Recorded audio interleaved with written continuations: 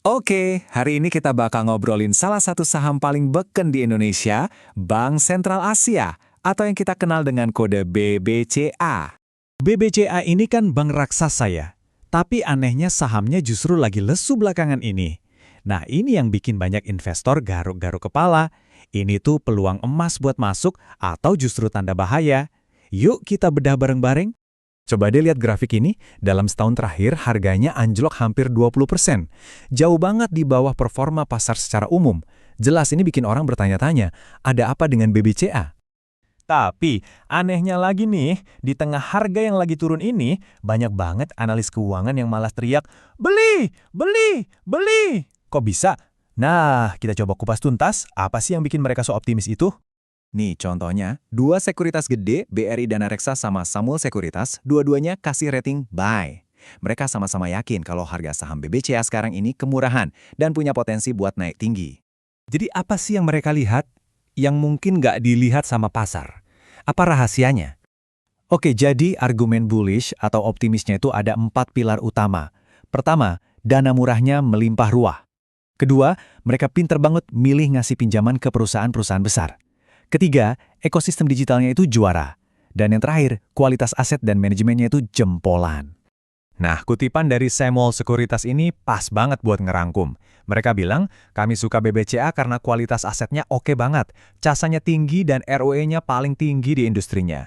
Gampangnya, casa tinggi itu artinya mereka punya banyak banget dana murah dari giro dan tabungan, dan ROE itu tingkat keuntungan. Jadi fondasinya emang kuat banget. Soal kepemimpinan digital, jangan ditanya. Lihat aja angka ini, 78%. Itu pertumbuhan transaksi mobile dan internet banking mereka cuma dalam 3 tahun terakhir. Gila kan? Ini bukti nyata kalau nasabah mereka udah nyaman banget pindah ke digital. Oke, kedengarannya bagus semua kan? Tapi ceritanya nggak cuma soal yang manis-manis aja. Bahkan laporan yang paling optimis pun ngakuin kalau ada tantangan besar di depan mata. Nah, mari kita lihat sisi lainnya. Tantangan terbesarnya?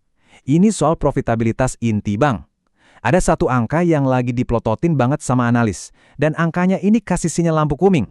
Namanya Net Interest Margin, atau biasa disingkat NIM. Gampangnya gini deh, NIM itu selisih antara bunga yang bank dapat dari pinjaman sama bunga yang harus mereka bayar ke nasabah. Ini tuh kayak margin keuntungan utama sebuah bank. Nah, masalahnya di sini, lihat deh grafiknya. Analis dari BRI Danareksa memprediksi NIM ini bakal makin tipis ke depannya. Kenapa? Ya karena kemungkinan suku bunga turun dan persaingan makin ketat. Bukan cuma NIM aja yang jadi PR, ada risiko lain yang juga perlu diwaspadai, terutama di pinjaman konsumer, kayak kredit mobil gitu.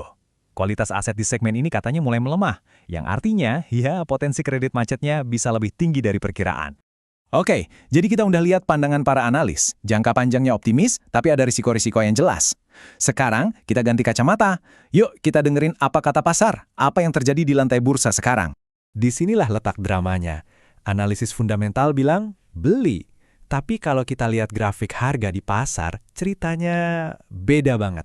Ini nih, ringkasan dari indikator teknikal di TradingView, yang notabene ngukur sentimen pasar jangka pendek. Statusnya, strong sell atau jual kuat. Bener-bener bertolak belakang sama kata analis kan?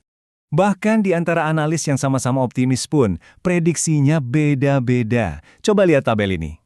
Perkiraan laba bersih dan pertumbuhan EPS mereka untuk tahun 2026 itu nggak sama. Ini nunjukin kalau masih banyak ketidakpastian di masa depan. Pusing kan? Jadi gimana cara kita ngertiin ini semua? Kok bisa satu saham yang sama dibilang wajib beli sama wajib jual di waktu yang bersamaan? Kuncinya ada di sini. Ini tuh kayak ngelihat pakai dua kacamata yang beda. Kacamata fundamental itu ngelihat kesehatan jangka panjang perusahaannya. Pertanyaannya, kenapa kita harus investasi? Nah, kacamata teknikal itu cuma ngelihat pergerakan harga jangka pendek dan sentimen pasar. Pertanyaannya lebih ke kapan waktu yang pas buat masuk. Jadi, poin utamanya adalah, para analis itu fokusnya kekuatan bisnis buat jangka panjang. Sementara pasar, saat ini, lagi pesimis sama pergerakan harga jangka pendeknya. Dua-duanya bisa jadi benar loh, cuma beda time frame dan beda prioritas aja. Oke, jadi apa yang bisa kita bawa pulang dari obrolan ini? 1, menurut analis fundamental BBCA itu kokoh. 2, tapi ada tantangan nyata, terutama soal margin keuntungan alias NIM yang makin tipis. 3, sentimen pasar sekarang lagi negatif banget kalau dilihat dari data teknikal.